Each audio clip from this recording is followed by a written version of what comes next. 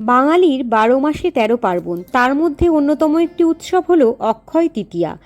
বলা হয় অক্ষয় তৃতীয়ায় কোনো শুভ কাজ করলে তার ফলাফল নাকি অক্ষয় হয়ে থাকে। অক্ষয় তৃতীয়া হলো এমন একটি দিন যেদিন লোকেরা কোনো ভালো কাজ শুরু করে থাকেন বা জীবনে সমৃদ্ধি ও সৌভাগ্য আনার জন্য বিভিন্ন জিনিস কিনে থাকেন। তার মধ্যে সোনা, রূপো, হিরে এগুলি অন্যতম। তবে বর্তমানে দ্রব্যমূল্যের বাজারে সোনা মানুষের কাছে দুঃসাধ্য ব্যাপার হয়ে উঠেছে। সেক্ষেত্রে সামান্য কিছু জিনিস কিনেই আপনি সৌভাগ্যবান হতে পারবেন। আসুন জেনে নেওয়া যাক সেই জিনিসগুলি কি কি।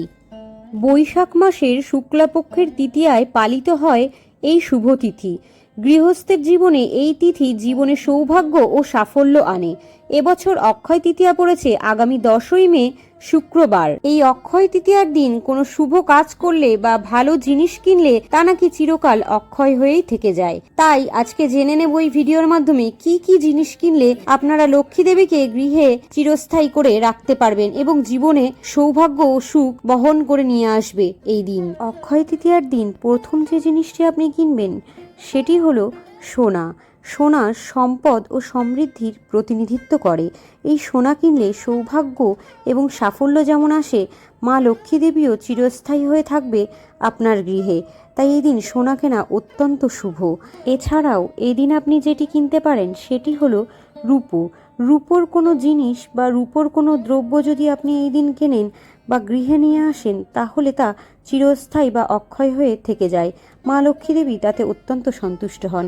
সেক্ষেত্রে আপনি ঠাকুরের বাসনপত্রও কিনতে পারেন বা কয়েনের উপর লক্ষ্মী গণেশের আঁকা ছবিও কিনতে পারেন।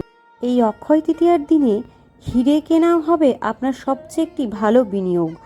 কারণ এই হিরে, সোনা বা রূপো যেটিই কেনেন না কেন এর ফলে কুবের দেবের আশীর্বাদ পাওয়া যায়, পাশাপাশি মা লক্ষ্মীও চিরস্থায়ী হয়ে থাকেন। তবে এই দ্রব্যমূল্যের বাজারে এই সোনা, রূপো বা হিরে কেনা অনেকটাই দুঃসাধ্য ব্যাপার হয়ে উঠেছে। তাই এই দিন সোনা, রূপো বা হিরের বদলে আপনারা তামা বা পেতলের বাসনও বাড়িতে আনতে পারেন। সেটিও অত্যন্ত শুভ বলে মনে করা হয়। যদি আপনি দীর্ঘদিন ধরে কোনো সম্পদের ক্ষেত্রে বিনিয়োগ করার কথা ভেবে থাকেন তবে অক্ষয় তৃতীয়া দিনটি হবে আপনার পক্ষে সবথেকে শুভ। অর্থাৎ জমি বা বাড়ি কেনার ক্ষেত্রে এই দিনটি অত্যন্ত শুভ। এছাড়াও বহুদিন ধরে আপনার যদি কোনো যানবাহন অর্থাৎ বাইক, গাড়ি বা এই ধরনের কিছু জিনিস কেনার ইচ্ছে থেকে থাকে তবে অক্ষয় তৃতীয়ার দিনটি অত্যন্ত শুভ। এই দিন যানবাহন কিনলে অত্যন্ত শুভ বলে মনে করা হয়, তা যাত্রা শুভ হয় এর ফলে। এছাড়াও চাইলে আপনি এই দিন বিভিন্ন রকমের ইলেকট্রনিক গ্যাজেট যেমন স্মার্টফোন, ল্যাপটপ, টিভি, কম্পিউটার এই ধরনের বিভিন্ন জিনিস কিনতে পারেন। সেটিও অত্যন্ত শুভ বলে মনে করা হয়ে থাকে। এই দিন চাষি ও কৃষকদের ক্ষেত্রেও একটি ভালো দিন, কারণ তারা যদি চায় এই দিন ট্রাক্টর বা অন্যান্য কৃষিজ যন্ত্রপাতি কিনতে পারে, সেটি তাদের চাষের ক্ষেত্রে অনেক শুভ ফল দেয়। এছাড়াও আপনি চাইলে এই দিন নতুন জামাকাপড় কিনে আনতে পারেন বাড়িতে, সেটিও সৌভাগ্যশালী বলে মনে করা হয়ে থাকে। এই অক্ষয় তৃতীয়ার দিনে বই কেনা অত্যন্ত শুভ। সেটি জ্ঞান, প্রজ্ঞা ও সমৃদ্ধির প্রতীক। লক্ষ্মী পুজোয় কড়ির বিশেষ মাহাত্ম্য রয়েছে। কড়ি ছাড়া লক্ষ্মীর পুজো অসম্পূর্ণ মনে করা হয়। অক্ষয় তৃতীয়ার দিন তাই হলুদ কড়ি কিনে এনে লক্ষ্মী দেবীকে নিবেদন করলে আর্থিক সমস্যা দূর হয়।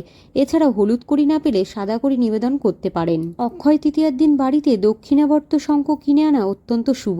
মনে করা হয় যে ঘরে শঙ্খ থাকে সেখানে কখনো দুঃখ দারিদ্র্যের বাস হয় না, সেখানে সবসময় লক্ষ্মী দেবী আশীর্বাদ করেন। ঠাকুর ঘরে তাই দক্ষিণাবর্ত শঙ্খ অবশ্যই রাখবেন, এতে ধনবৃদ্ধি পাশাপাশি সুখ সৌভাগ্য বজায় থাকে। অক্ষয় তৃতীয়ার দিন লক্ষ্মী দেবীর আশীর্বাদ লাভের জন্য তার মন্ত্র জপ করা উচিত। ঠিক তেমনি এই তিথিতে শ্রীযন্ত্র কিনে তার পুজো করা অত্যন্ত শুভ ফলদায়ী। সুখ, সমৃদ্ধি ও সৌভাগ্য লাভের মনস্কামনা পূরণের জন্য অক্ষয় তৃতীয়ার দিন শ্রীযন্ত্র কিনে আনতে পারেন। তারপর নিয়ম মেনে তা স্থাপন করে প্রতিদিন তার পুজো করুন। মনে করা হয় যে শ্রীযন্ত্র দর্শন করলে লক্ষ্মীর আশীর্বাদ লাভ করা যায়।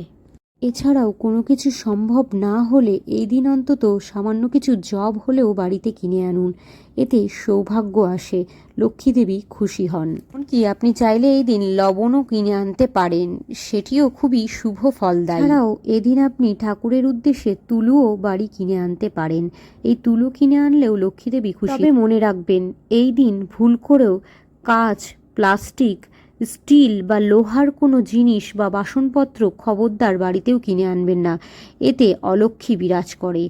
তাতে মা লক্ষ্মী অত্যন্ত অসন্তুষ্ট হন এবং গৃহ ছেড়ে বিদায় নেন। আজকে আমার অক্ষয় তৃতীয়া সম্পর্কিত ভিডিওটি এখানেই শেষ করছি। এরকম আরও তথ্যপূর্ণ ভিডিও পেতে আমার কমলিকা সাতকাহন চ্যানেলটিকে সাবস্ক্রাইব করে রাখতে ভুলবেন না।